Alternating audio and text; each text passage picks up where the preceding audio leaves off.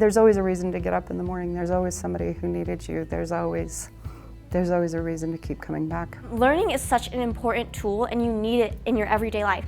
So I feel like she's preparing us properly for the future and not just how to memorize something and work at a desk and do nothing else. My dad is a teacher, my mom's a teacher. It actually goes 5 generations back. I was not going to teach, and my dad didn't love it. And when I said I was going to go into teaching, he said, "Didn't you learn anything from me?" But for me, because I came to it late, I picked it because it was my passion, and I chose history. And I feel like she tries to make personal connections with us between both us and her so she can more effectively teach, I guess, and between us and the material itself so that we can better understand it.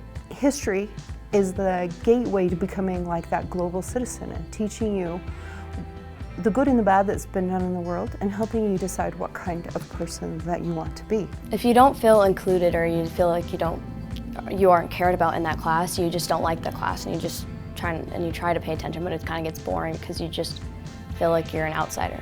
The teacher can't be sarcastic. The teacher can't be discriminatory. The teacher needs to love being in the classroom, whatever the vibe is. And then the next thing is to get the kids to build relationships with each other. I'm one of the few black kids in my classes a lot of the time, and most of the time it's like there's a group of certain kids, they're either rich or just a different race than I am, and it kind of feels like I'm a different subject from them, but she makes it so we're all included. And actually the other day she set us in a group with different people so we would get to know more people in the class. They've got to interact with each other and feel safe. And sometimes you get a classroom where there are deadly enemies in the same class. And then I'm very careful to make sure that they still have their safe space. They have an ally. They're across the room from the person who's bothering them. We're setting the ground rules. We're enforcing those ground rules. We're making sure that everybody's safe in the classroom all the time. Why go through all that effort? Why not just say, just sit there and try to pass the class? Is it okay if I say that's the dumbest question ever? I'm sorry. These are human beings. And if you don't feel safe, then you're not learning, and it matters because this is their only chance to be in this classroom, this day, with this teacher, learning this topic.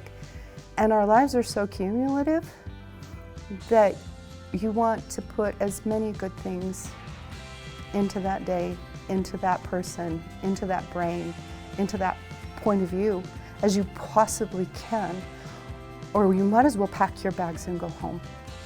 I'm not teaching history, I'm teaching human beings about history. And that's huge. So I'm sorry, but I think if you just think you're here to do a job, that you're not doing your job.